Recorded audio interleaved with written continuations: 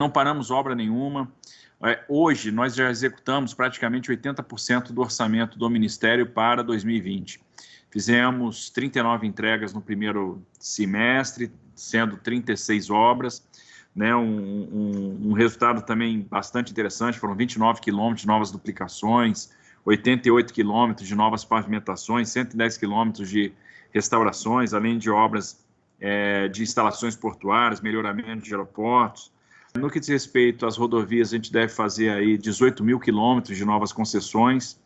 A gente já praticamente estruturou 8 mil quilômetros, e aí eu estou falando da 153 Goiás-Tocantins, da 163 Pará, da 381, 262 Espírito Santo, Minas, Espírito Santo, da Nova Dutra, né? Estamos terminando agora a estruturação da 116 Rio de Janeiro, com a 493 Rio, que é o arco metropolitano do Rio, junto com a 116 Minas. Deverá ir para consulta pública em breve, e em breve também, provavelmente em outubro, a gente deve abrir a consulta pública dos 3.800 quilômetros de rodovias do Paraná, né? E temos mais 7.200 sendo estruturados hoje pelo BNDES, né, que está nos ajudando nesse esforço. Na minha opinião, o marco regulatório que hoje está lá no Senado, ele vai ajudar a engessar, ele vai burocratizar mais, né? Então, eu entendo que a gente até pode ter um marco regulatório, mas ele tem que ser completamente revisto. Eu acho que o texto que está lá no Senado, ele não é bom para ninguém. Ele não é bom para as empresas, ele não é bom para o transportador autônomo, ele não é bom para o setor como um todo. Num cenário em que a gente está falando em modernizar, trazer tecnologia de informação, a gente está querendo trabalhar, por exemplo, documento de transporte eletrônico, né? Juntar 12, 15 documentos de transporte num único documento, fazer aquisição de dados dentro da viagem, né, tendo lá um pórtico que lê a placa ou lê um tag e tem toda a informação fiscal e toda a informação do transporte ali dentro, com agendamento portuário automático, com pesagem em movimento, né, na velocidade da via, né, por sensor de pavimento, ter um marco, né, que de repente cria determinadas barreiras de entrada, define tempo de operação de carga e descarga, prazo de entrega, ou seja, engessa o transporte de uma forma que talvez não seja pertinente, né? Num setor que não tem lá tanta falha de mercado, não me parece fazer sentido, não me parece ser um bom caminho. Acho que é um debate que nós temos que ter, qual é a necessidade desse marco regulatório, e dois, eu entendo que a gente tem até marco regulatório demais, tá certo? Outra coisa, ver o seguinte, que tipo de simplificação que nós temos que trazer. Então, nós temos nesse marco choque com outras leis, né? Nós temos aí regulação de inspeção vincular, pagamento de vale-pedágio, conversão, uma série de questões ali que nós somos contra e que a gente vai ter que realmente discutir. Não vejo no marco regulatório um grande avanço e uma grande modernidade para o setor do transporte. Pelo contrário, vejo engessamento e perda de flexibilidade. Existe uma série de regulações que estão ao nosso alcance, né, que é onde a regulação se tornou intervenção. Isso acontece no setor portuário, no setor aéreo, isso mexe com a aviação agrícola, com a aviação experimental, com a aviação executiva, são resoluções do CONTRAN. Então, vamos enxugar esse negócio, vamos melhorar e vamos simplificar. E a presença do privado nessa agenda é fundamental para que a gente possa ver onde é que o calo está apertando, onde é que está doendo e como é que a gente pode resolver. Esse é um ponto. Do outro lado, tem a nossa atuação no Congresso, que aí nós temos uma série de legislações também. O licenciamento pode ser mais racional e pode ser mais expedito, em alguns casos pode, eu tenho que comparar potencial degradador do meio ambiente do empreendimento com resiliência do meio ambiente. Tem determinados casos onde o ambiente é degradado ou o ambiente é mais resiliente, o empreendimento é de baixo potencial degradador, o licenciamento pode ser expedito, pode ser mais rápido, pode ser uma licença por adesão e compromisso. Ok, então vamos mudar isso na legislação. Então tem lá a lei de licenciamento, tem a lei do documento de transporte eletrônico, para mim uma das maiores revoluções do transporte rodoviário de carga, né, pela simplificação, agilidade que isso pode dar. No caso do transporte rodoviário de carga, nós já temos o Fórum do Transporte Rodoviário de Carga. já há um fórum, um espaço aberto para esse debate. Eu tenho certeza que se a gente sentar, construir a agenda de trabalho e verificar quais são os pontos mais importantes, e, obviamente, deixando claro que é importante também ter uma coisa que seja muito flexível, muito aberta, que facilite, na verdade, o trabalho do empresário, a gente rapidamente consegue montar um bom texto, ir para dentro do Congresso e ter sucesso, ter êxito aí na aprovação de um marco que seja um marco realmente que ajude o setor, que não atrapalhe o setor. Então, vejo com bons olhos, entendo que o setor privado tem que ser protagonista, tem que empurrar, e a gente não pode ter um marco engessado, tem que ter um marco que seja flexível, que dê condições de contorno, que elimine hoje mazelas, burocracias, né, e que dê liberdade, né, que dê o alívio aí para que o empresário possa trabalhar de uma forma tranquila. Além disso, nós vamos ter aí alguma coisa de obra pública, respeitado sempre os pilares fiscais, e um deles é o pilar do teto. E é importante, porque mostra o compromisso que o Brasil tem com solvência. Isso está nos permitindo reduzir sistematicamente e de forma consistente juros. Quando eu reduzo o juro, eu estou abrindo espaço fiscal para novos investimentos. E o exercício que vai ser feito é o de readequação de prioridades para que a gente possa gastar melhor o dinheiro. Então, a gente possa fazer obras que estavam em andamento, que a gente não vai deixar parar, né, fazer entregas importantes. Outra coisa, à medida que eu vou passando ativos para iniciativa privada, eu vou liberando mais espaço fiscal também para fazer investimentos onde a iniciativa privada não vai chegar. E com isso, com um pequeno acréscimo de orçamento, e a gente está demonstrando isso, entregamos 36 obras no primeiro semestre com um orçamento muito baixo. Um pequeno acréscimo orçamentário, a gente já vai bem além. E aí eu consigo fazer manutenções, restauração importante, por exemplo, acho que todo mundo sofre com a BR-158 no Pará, no trecho lá, Redenção, Casa de Tábua. Então nós vamos recuperar aquilo lá, todo mundo sofre. Com o 35 Maranhão, nós vamos recuperar aquilo lá. E não precisa de um grande recurso para fazer isso. E ele sai do papel? Claro que sai do papel. Ano passado a gente disse, nós vamos entregar a BR-163 Pará.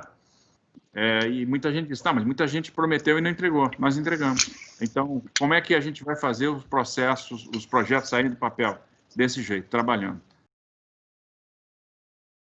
O governo, ele fez opções corretas nessa pandemia, né?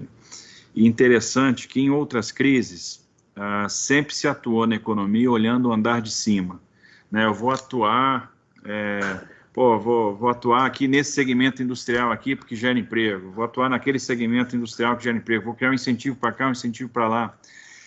E a atuação dessa vez foi diferente, o governo teve uma atuação olhando o andar de baixo, né? Então, e aí veio o benefício emergencial, veio o auxílio emergencial, isso permitiu a manutenção e até um crescimento da massa salarial, né? Se enxergou os vulneráveis, veio com uma injeção forte de liquidez, sem precedentes, e a maior injeção de liquidez entre países em desenvolvimento, né, e uma injeção de liquidez superior até a de alguns países ricos, diferimento de tributos, linhas de crédito. Interessante também das linhas de crédito é que se segmentou o mercado por camadas, né, para atuar de forma diferente em cada uma das camadas de acordo com o porte da empresa. Então, nesse segmento eu vou atuar no equity, nesse segmento eu vou assumir parte da folha salarial, e no final das contas isso gerou uma quantidade também grande de acordos, gerou a preservação de uma quantidade muito grande de empregos.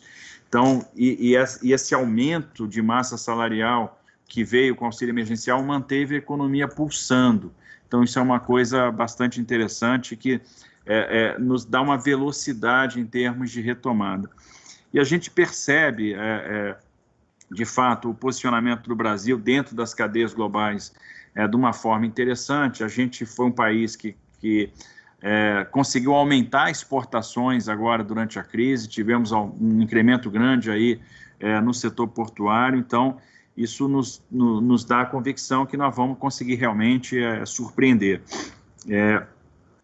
Existem uma série de reformas estruturais que estão sendo trabalhadas, né, junto ao Congresso. Então, o ímpeto de reforma do governo federal não cessou. O ministro Guedes está obcecado com o crescimento econômico, com reforma do Estado. Então, a gente agora começa a discutir uma reforma tributária, né? As discussões vão começar a ganhar corpo. Temos toda essa agenda do Pró-Brasil de desburocratização, né? de melhoria do ambiente de negócio, e isso vai permitir a atração de investimento. No que diz respeito à atração de investimento, tem esse programa vigoroso de concessão, isso vai ter uma repercussão, porque, observe, contratar 250 bilhões só em infraestrutura de transporte em 2 anos e meio é sem precedente. E a pergunta que todo mundo me faz, o investidor vai vir? Vai. Por quê? Nós temos, primeiro, uma tradição de respeito ao contrato, nós estamos fortalecendo as agências reguladoras, nós temos portfólio, que é uma coisa muito importante, ninguém vem estudar sistema tributário, legislação trabalhista, etc., se não tiver portfólio, né? Então, porque ninguém quer entrar numa licitação, perder e ter jogado uma quantidade de investimento grande fora. As pessoas querem entrar, se perder essa, tem a outra, ou eu quero ganhar esse ativo e esse outro ativo e esse outro ativo, porque esses 3 ativos juntos têm sinergia, isso me permite um ganho operacional, me alavanca taxa interna de retorno, eu monto um centro de operação só, etc. Nós temos excelentes ativos. Então, a gente está falando das rodovias do Paraná, que é um estado muito grande, rico, que tem cooperativas do agronegócio que são importantes, que tem um PIB maior do que o do Uruguai. Nós temos o aeroporto de Congonhas, nós temos Santos Dumont, nós temos Porto de Santos, nós temos Nova Dutra, nós temos rodovias que servem agronegócio, ferrovias que atendem o setor mineral e ao agro.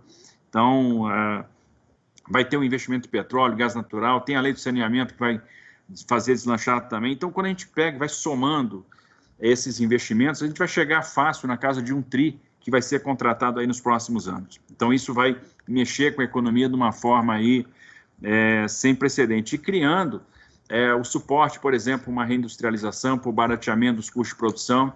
Então, vai vir mais reforma no que diz respeito à parte trabalhista, desoneração de folha, vai vir uma série de coisas aí para frente que vão permitir a gente dar esse salto em termos de melhoria de ambiente para o empresário, né, e diminuição da carga, enfim. Então, a gente está criando as condições para que a gente possa realmente dar um salto consistente.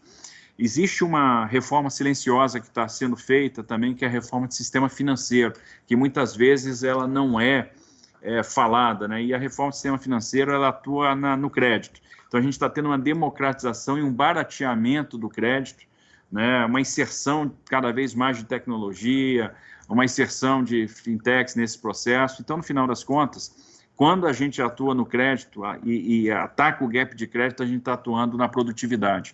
Então, o que a gente pode esperar é um aumento da produtividade ao longo do tempo, e isso vai nos proporcionar também um crescimento consistente. Eu acho que sempre se questionou muito o investimento no Brasil, que os níveis de investimento são baixos. São baixos porque o modelo estava errado, o modelo não proporcionava investimento estrutural. O que a gente está fazendo virar a chave. Então, eu vou buscar o investimento privado. Né? O investimento privado virá por causa do portfólio, por causa da qualidade dos ativos, por causa da estruturação sofisticada. A estruturação nossa é a mais sofisticada do mundo hoje. Né? A gente tem um elenco de ferramentas em cada um dos contratos. Então, partindo do pressuposto que o contrato é de longo prazo, que ele precisa se adequar a situações extraordinárias, né? Ele precisa mostrar uma resiliência, mecanismo de solução privada de conflito por meio de arbitragem. Nós temos mecanismo de hedge natural de câmbio dentro do contrato. Então, eu estou usando outorga variável para redear câmbio, estou usando outorga variável para garantir percentual de valor presente líquido em segundo ciclo de investimento. Então, é uma sofisticação muito grande na estruturação de contrato. Aí adequa os marcos legais, e aí vem 250 bi em transporte, aí vem mais 400, 500 bi em óleo e gás, vem 400, 500 bi em saneamento. Então, como eu falei, rapidamente você vai superar para os próximos anos 1 trilhão de investimento em infraestrutura, aí a situação fiscal vai melhorando, desvincula o orçamento da União, que é uma coisa importante, aí vai ter espaço para fazer mais investimento público que vai compor com esses investimentos privados, ou seja, a gente vai voltar aos poucos a melhorar esses percentuais. Hoje a gente a gente passou por um período de investir, na década de 70, a gente chegou a crescer 14% ao ano, investimos 25% do PIB. E esse percentual veio caindo, né? Caindo, com a crise desse modelo desenvolvimentista, começando a investir 15% do PIB, e em infraestrutura, 2,5%, a gente agora está batendo o patamar de 1 e pouco. A gente tem condição de mais do que dobrar, triplicar esse valor, e isso vai ser bastante importante. E lastreado no privado. Renovação de frota, a gente está discutindo, acho que é importante a gente fazer esse movimento. Renovação com substituição, né? Não adianta vir com um programa de renovação e a gente mantém circulando equipamentos que já não têm a menor condição de circular. Então, a gente tem que canibalizar, desaparecer com determinados equipamentos, criar um certificado que vira um crédito, né? E que proporcione realmente essa renovação, onde haja, por exemplo, o empresário consegue comprar lá um caminhão novo e vender aquele que está ainda em boas condições para o autônomo, enfim, e isso vai ser, e tem duas coisas aí, a necessidade também de descarbonizando a nossa matriz, né, ter uma matriz mais sustentável, mais eficiente, e também a entrada do gás, que vai ser uma coisa interessante, porque daqui a pouco também a gente vai começar a ver os caminhões a gás aqui no Brasil, e isso é uma coisa relevante. Então, esse programa vai ser discutido aí com o Ministério da Economia, né? Tem uma secretaria que está cuidando disso lá no Ministério. Nós vamos trabalhar em conjunto, tenho certeza que é uma boa medida, principalmente neste momento, em função da repercussão que a gente vai ter em setores importantes, como o do transporte e da indústria, né? Principalmente a indústria automotiva. E a mensagem dos empresários é o seguinte: como eu sempre falo, né, já virou jargão, mas eu acredito nisso, que a gente não pode se permitir a fazer parte de uma geração perdida, a gente tem que ser a geração que vai transformar o Brasil. Isso, e para tal, a iniciativa privada vai ser fundamental. A iniciativa privada tem que ser cada vez mais protagonista, né, porque a iniciativa privada tem o poder realmente de transformar, de impulsionar, de mover os governos, de provocar, de mover o Congresso, de dizer o que quer. Ela tem um papel fundamental na geração de emprego, na produção, e ela tem que assumir o seu papel de protagonismo, porque isso vai fazer toda a diferença. E cada vez mais eu vejo a iniciativa privada aceitando essa provocação e assumindo o seu papel de protagonista, participando do debate, sendo propositiva. Então, aquela iniciativa privada acomodada, esperando a benesse estatal, esperando que o governo apresente a solução que a gente, em determinados momentos da nossa história, a gente viu, ela já não tem mais espaço e ela já não existe mais. A gente vê realmente o setor, né, empresarial assumindo o seu papel, impulsionando, propondo, empurrando, e mostrando onde o calo aperta e dando alternativas de caminho, e eu tenho certeza que isso vai transformar, né, e vai nos fazer seguir na direção certa. E tenho certeza que a gente, trabalhando em conjunto, nós vamos chegar nos nossos objetivos. A grande questão é, o Brasil vai caminhar na direção da sua vocação, ele vai ser grande.